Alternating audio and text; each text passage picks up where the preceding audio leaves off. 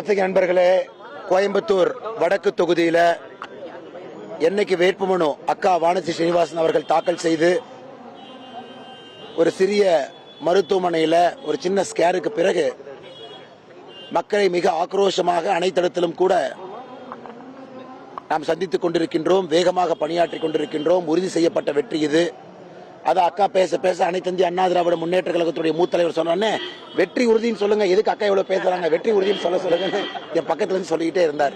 அதனால் அருமை சொந்தங்களே, அக்கா சொன்னது போல கோயம்புத்தூர்ல ஒரு காவல் நிலையத்தை பூட்ட வேண்டிய நிர்பந்தம், ராமநாதபுரம் D1 காவல் நிலையம், அதையெல்லாம் மக்கள் பார்த்து கொண்டிருக்கின்றார்கள்.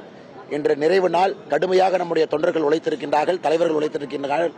கூட்டணி கட்சியினுடைய எல்லா அனைத்து இந்திய அண்ணா திராவிட முன்னேற்ற கழகம், பாட்டாளி மக்கள் கட்சி, அம்மா மக்கள் முன்னேற்ற கழகம், தமிழ் மாநில காங்கிரஸ், IJK, அண்ணன் ஏசி சண்முகனுடைய புதிய நீதி கட்சி எல்லோருக்குமே இந்த நேரத்தில் நெஞ்சார்ந்த நன்றிகளை வாழ்த்துக்களை தெரிவித்துக் கொண்டு ஒரு மிகப்பெரிய வெற்றியை கோயம்புத்தூர் வடக்கு தொகுதியில் நம்முடைய அன்பு சொந்தங்கள் வாக்காளர் பெருமக்கள் வானதி அக்கா கொடுக்க இருக்கிறாங்க.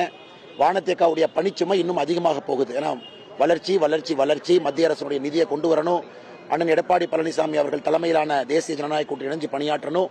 ஆனால் எங்களை பொறுத்தவரை இன்றிலிருந்து தான் அதிக வேலை ஆரம்பிக்குது. வானதி ஸ்ரீனிவாசன் அக்காவுக்கு இன்னிலிருந்து வேலை இரட்டிப்பாகிறது. அது சந்தோஷமாக அந்த சுமையை எடுத்துக்கொண்டு மக்களுக்கு பணி செய்வதற்கு சிரித்த முகத்தோடு நின்று கொண்டிருக்கின்றார்.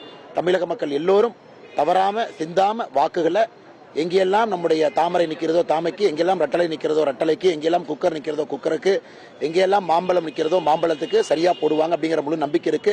ஒரு சரித்திர வெற்றியை மே 4ஆம் தேதி கவுண்டிங் பண்றதுக்கு நமக்கு தெரியும். ஏப்ரல் 23ஆம் தேதி மிகப்பெரிய அளவில் தாய்மார்கள், இந்த முறை மகளிர் சகோதரிகள்லாம் இந்த எலெக்ஷனுடைய கதாநாயகிகளாக, நம்முடைய கதாநாயகி எல்லாமே நம்முடைய தாய்மார்கள் சகோதரிகள் இருக்க போறாங்க. அதையும் பார்க்கத்தான் போறோம். கருத்து கணிப்பு எல்லாமே நீங்க பாத்தீங்கன்னா நமக்கு சாதகமா வர ஆரம்பிச்சிருச்சு. ஆரம்பத்தில் கொஞ்சம் மேனிபுலேட் பண்ணாங்க, அப்படி இப்படின்னாங்க. கடந்த 2-3 நாட்களாக எல்லாமே சாதகமா வர ஆரம்பிச்சிருச்சு. இருந்தும் கருத்து கணிப்புகளை என்டிஏவுடைய வேவ் என்ன நீங்க ப்ரெடிக்ட் பண்ணலங்கிறது என்னுடைய ஃபீலிங். என்டிஏவுக்கு ஒரு பெரிய ஒரு வேவ் உருவாயிருக்கு எல்லா இடத்திலும் கூட. அதனால் கருத்து கணிப்புகள் ஒரு ட்ரெண்ட், ஒரு டைரக்ஷன், என்டிஏ மேல போகுது, ஹாஃப் ஏ மார்க்கை நோக்கி போகுது, கிராஸ் பண்ணிருச்சுன்னு தான் சொல்றீங்க.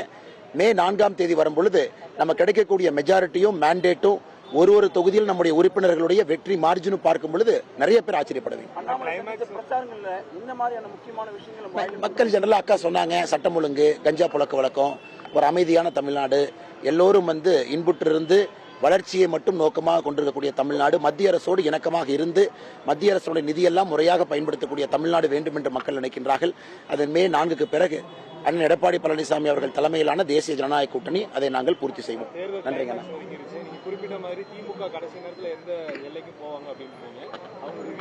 அண்ணா அதையெல்லாம் மக்கள் இப்ப டிஸ்கவுண்ட் பண்ணிட்டாங்க. அக்கா சொன்னது மாதிரி இன்னைக்கு நேத்துல இருந்து நம்ம பாக்குறோம், அராஜக அரசியலை, வன்முறை அரசியலை கட்டவிழ்த்து விட்டிருக்கின்றார்கள்.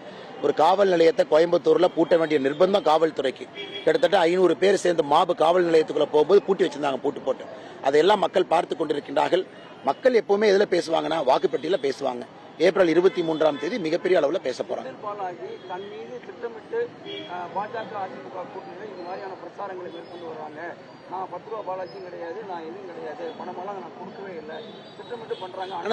செந்தில் பாலாஜி எப்ப நான் தப்பு பண்ணிருக்கேன்னு எப்ப ஒத்துக்கிட்டாருன்னா, டிரான்ஸ்பார்மர் ஸ்கேம் இல்ல, புலால் சிறை இல்ல, கேஷ் ஃபார் ஜாப் ஸ்கேம் இல்ல, அவர் செய்திருக்கக்கூடிய எந்த தப்ப அவர் ஒத்துக்கிறாரு. எப்பவுமே ஒத்துக்க மாட்டார். காந்தியவாதி மாதிரி பேசுவாரு.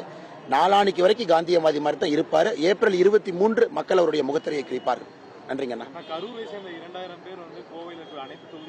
ஆனா எலெக்ஷன் கமிஷன் ஸ்ட்ராங்கா இருக்கணுங்கண்ணா. நம்ம எல்லாருமே நேற்று அம்மன் கே அர்ஜுனன் அவர்கள் கூட எலெக்ஷன் கமிஷனுக்கு ஒரு கம்ப்ளைண்ட் கொடுத்திருக்காங்க, வேலுமணி என்ன கொடுத்திருக்காங்க, வானதி அக்கா கண்டினியூஸா பிரஸ் பாக்குறாங்க.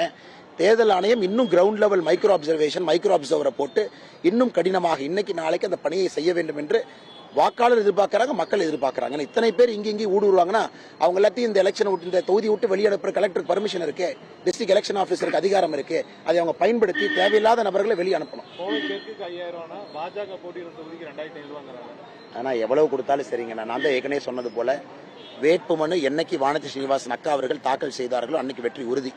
அதனாலதான் அவங்க தோல்வி பயத்துல 1000, 2000, 3000, 5000, எனக்கு தெரிந்து கோயம்புத்தூர் வடக்கு தொகுதிக்கு நாளைக்கு 5000 கொடுத்தாலும் ஆச்சரியப்படுறதுக்குள்ள என்ன கொடுத்தாலும் அது இந்த தேர்தலை பாதிக்காது என்பது உங்களுக்கும் தெரியும், எனக்கும் தெரியும்.